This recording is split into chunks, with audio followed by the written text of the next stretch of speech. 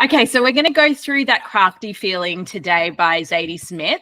As with our other modules, C text, we're not going to do a massive in-depth analysis. It's more about just understanding what stylistic features Zadie Smith uses and, you know, basically what she's sort of written about as well, so that you can get an idea of, you know, what you can potentially write about if you're going to be adopting things from her text. And in particular, make sure you understand the stylistic features that she uses, because that's what you're going to then use to emulate in your own writing and then reflect on in your reflection statement. You should always have 3 points that you sort of discuss that you've adopted from stylistically from your previous text.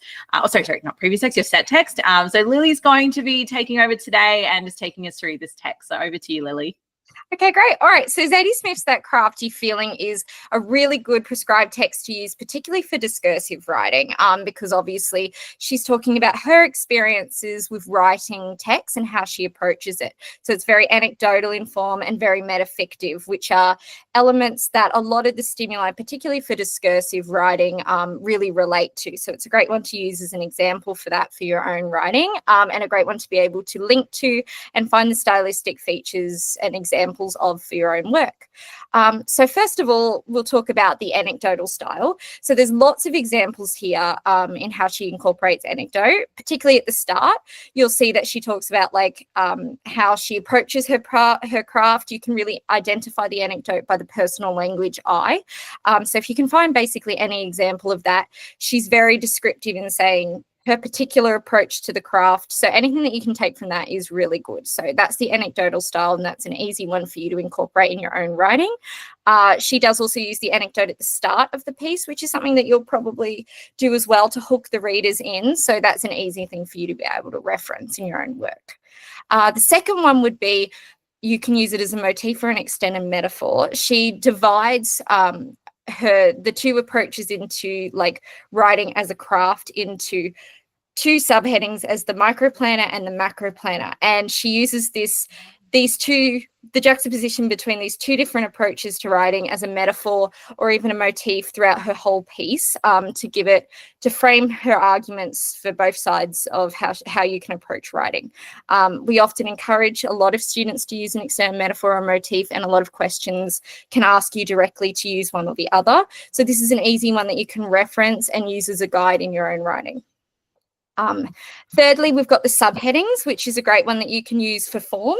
This can also work as a motif. So she divides her piece into a few different sections and uses subheadings to plot that out. So that's something that you could do in your own piece, a really easy one to emulate if you can break up your piece into different subheadings, or otherwise you can kind of refer to it as a motif and do your own spin on it. So that's a really easy one to do as well. Finally, a lot of the stimuli ask us to talk about how we approach writing or an element of writing.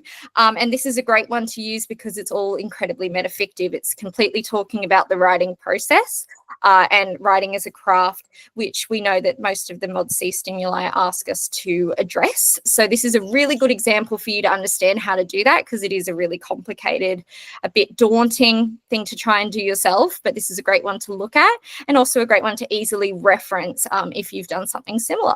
So yeah. Yeah, absolutely. Like when she goes into, you know, talking about the craft that, caused me anxiety, that the request for a piece of fiction never does or never could.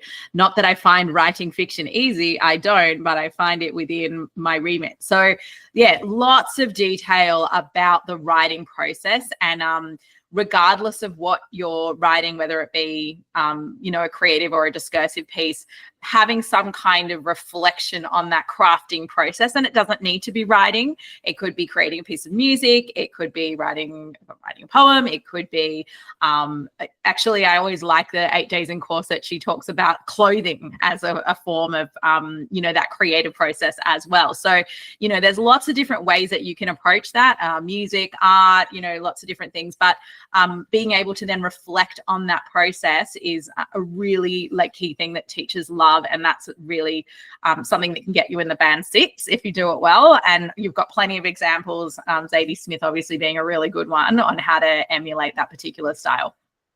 So good luck with that. And if you have any questions about Zadie Smith or anything else you want us to create, just pop a comment below.